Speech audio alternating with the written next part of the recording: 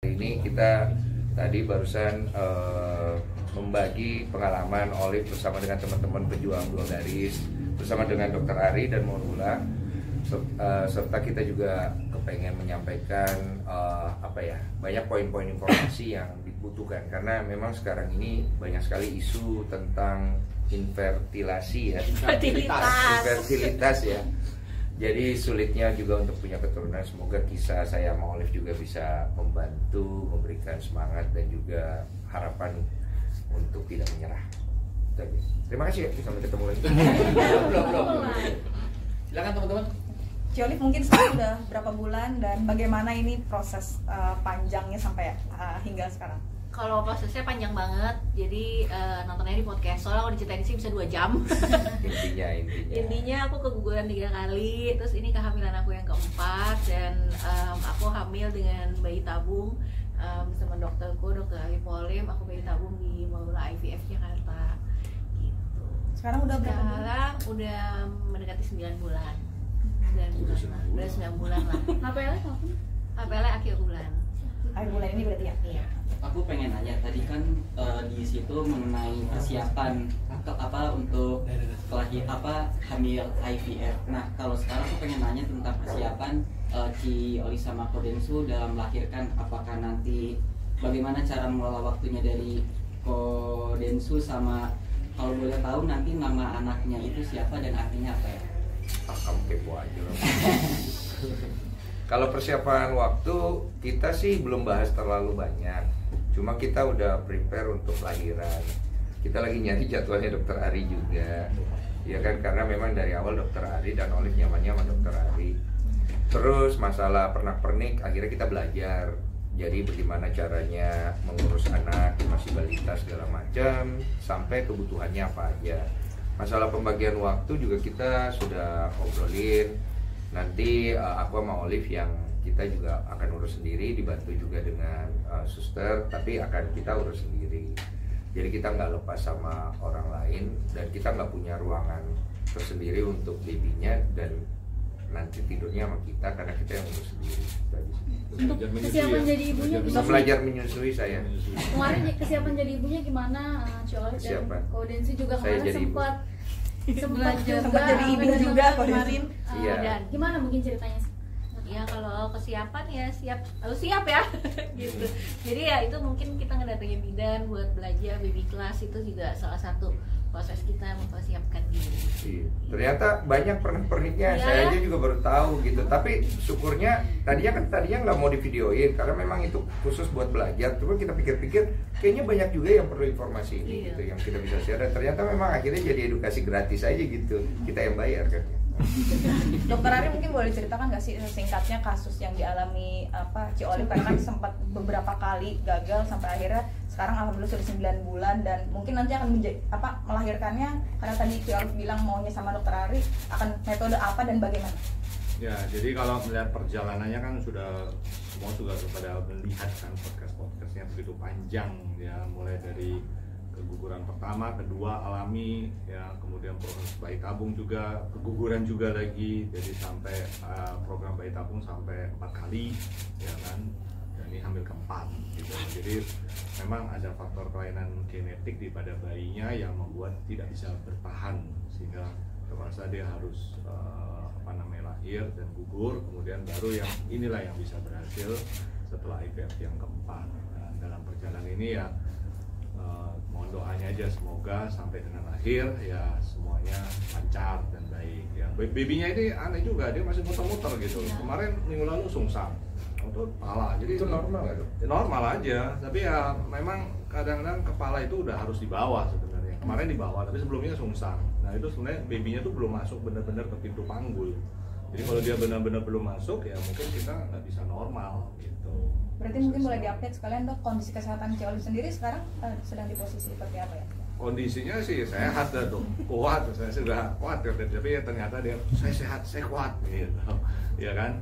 Jadi ini sudah masuk minggu ke berapa, mau 37 ya, mau minggu 37, berarti ya kita udah harus siaga nih, harus siaga ya kan, karena ya siapa tahu tiba-tiba mulas, kontraksi, ada sesuatu yang harus kita segera melahirkan. Jadi saat ini baik, babynya juga baik. Terakhir kita USG 2,829 kalau nggak salah. Udah 2,8 2,9. Berarti akan metode apa ya dok nanti?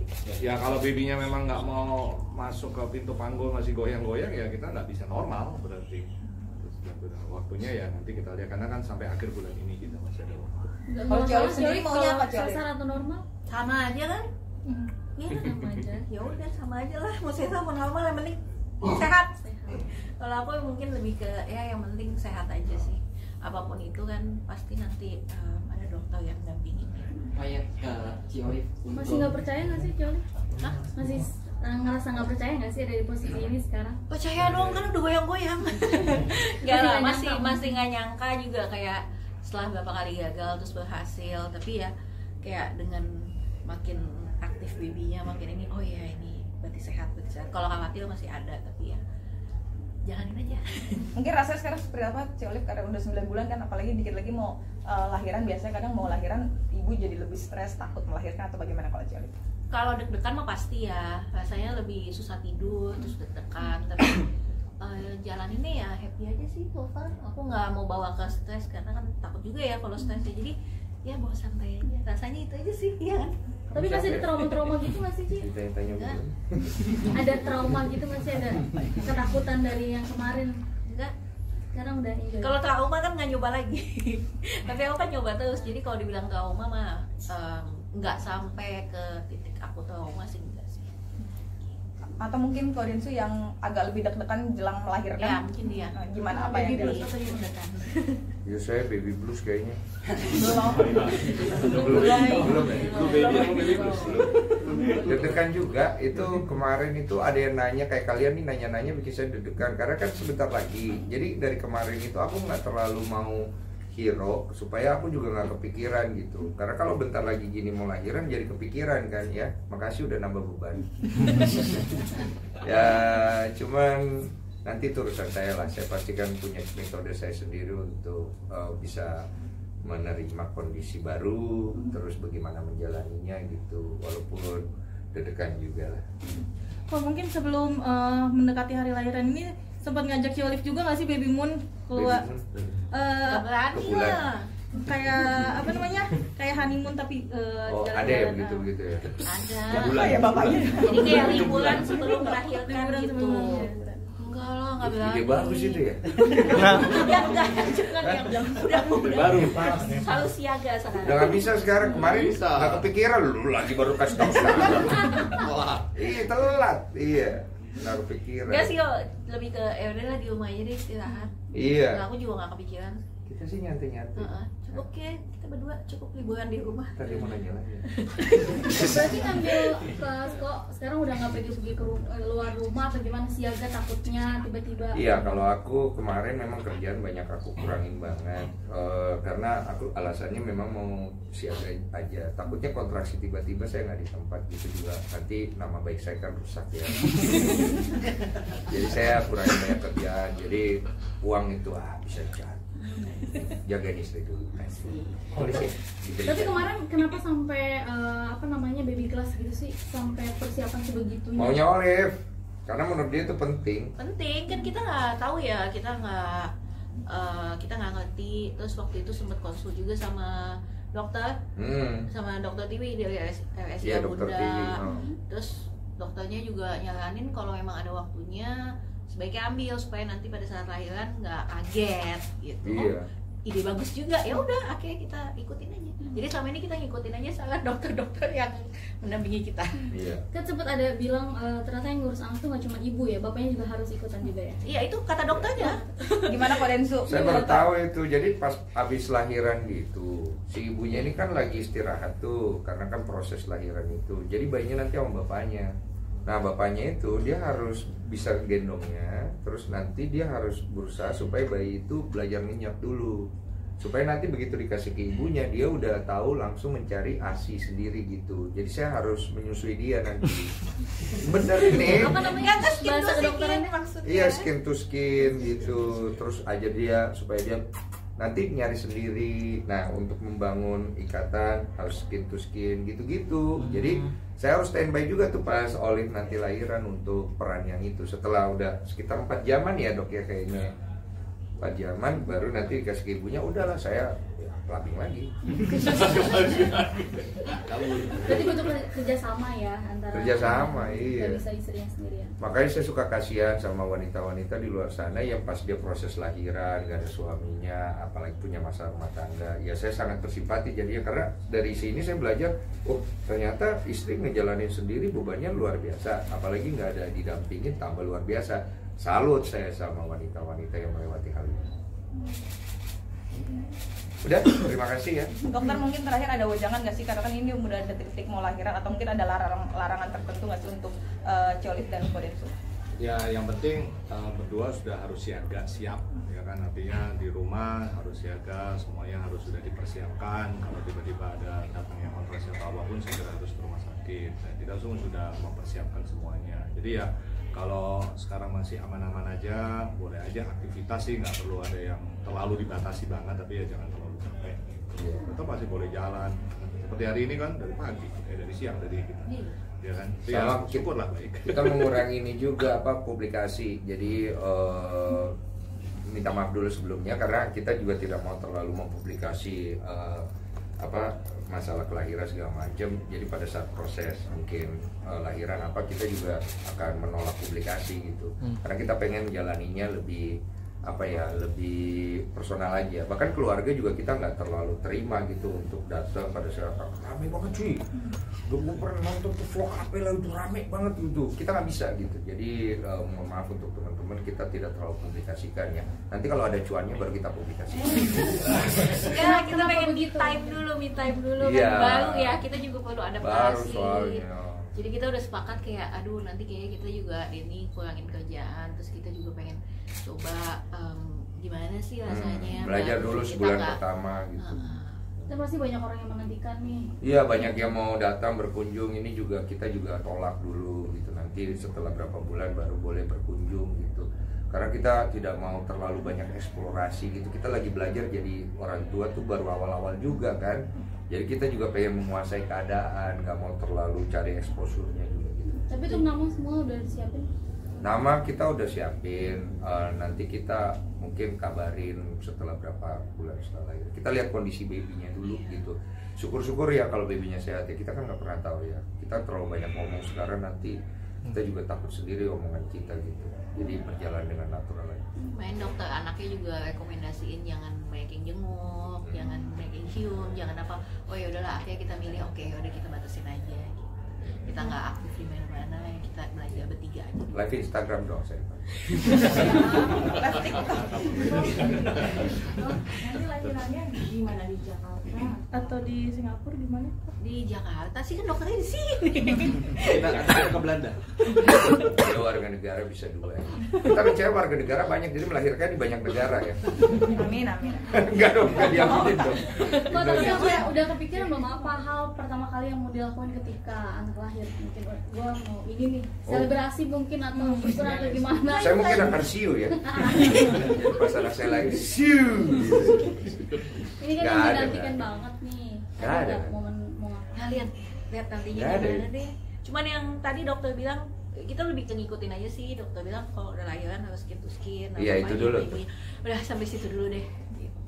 Iya, Sehat sembari dulu aja. cek mamanya sehat, anak sehat udah syukur gitu.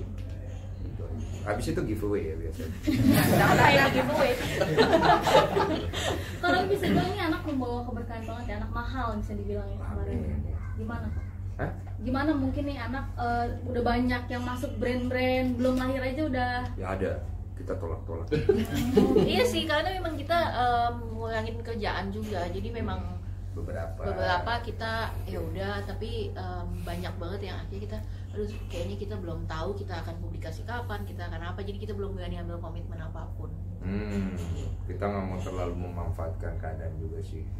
Makanya kita tadi bilang mungkin abis itu cuma kita bertiga aja dulu, nggak banyak Ya, publikasi nggak lah banyak. gitu. Karena anak ini kan kita pengennya tumbuh tanpa ada bayang-bayang kita terlalu banyak.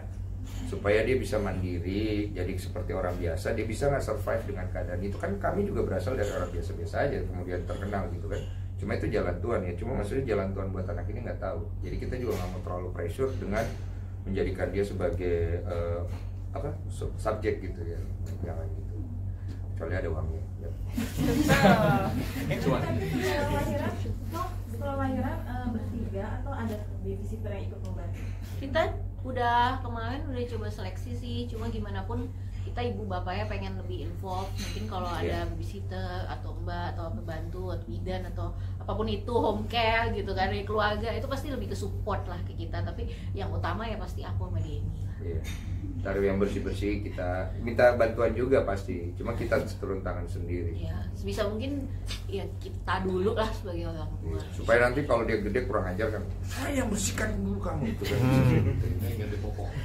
Saya yang ganti pupuk kamu ya. Berarti udah bisa ganti popok ya Pak De? Udah. Gimana nih Kak Densu kemarin pada saat mencoba mengganti popok dari boneka? Kaki boneka itu patah terakhir kondisinya ya. Sampai sekarang belum utuh lagi. Jadi itu pengalaman yang luar biasa. Itu berarti saya harus tahu kalau bayi itu masih sensitif sekali ya, nggak bisa seperti cara saya di vlog yang saya bikin itu. Itu membuat saya jadinya oh ya saya harus hati-hati nih karena ringkih. Bagian yang paling sulit buat Ko Densu itu apa saat belajar? Ini paling sulit itu megangnya sama ngebedongnya, sama bagian pada saat membersihkan area-area Kalau ini, pup tuh. ya pup itu Matahari area-area situ. pusatnya yang mana? Karena anak cewek kan, saya harus bersihkannya gimana, beda sama anak cowok bersihkannya, sama bagaimana makain baju supaya dia nyaman, terus cara megangnya itu sulit tuh, harus hati-hati. Itu aja. ada kayak istilah bedong juga nggak sih kayak zaman dulu? Ada bedong. belajar. Cuma kemarin kita udah bahas sih bedong itu kan banyak stigma ya bahwa kalau nggak dibedong nanti kakinya begini begitu, nggak juga katanya. Itu tergantung genetika juga sama memang kebiasaan. Tapi baik nggak untuk dibedong, baik-baik aja untuk menghindari serangga supaya posisinya dihangat dan lain-lain gitu. Jadi itu akan diterapkan di bayi kalian nanti? Mungkin tidak ya. Iyalah. Tapi sejauh ini ada perubahan nggak sih dari Ko sendiri sama Cici sendiri sebelum jadi ibu ya? Udah kelihatan belum sih? Perubahan. Mungkin udah perubahan. Nggak lihat ya perubahan. Maksudnya bukan secara fisik, mungkin secara udah kebapaan banget ya. Ada perubahannya apa gimana nggak sih? Saya dari kemarin menyusui orang mulu. Orang kelihatan kan. Sama pengen menyusui aja. Bener tuh Ci. Oh my.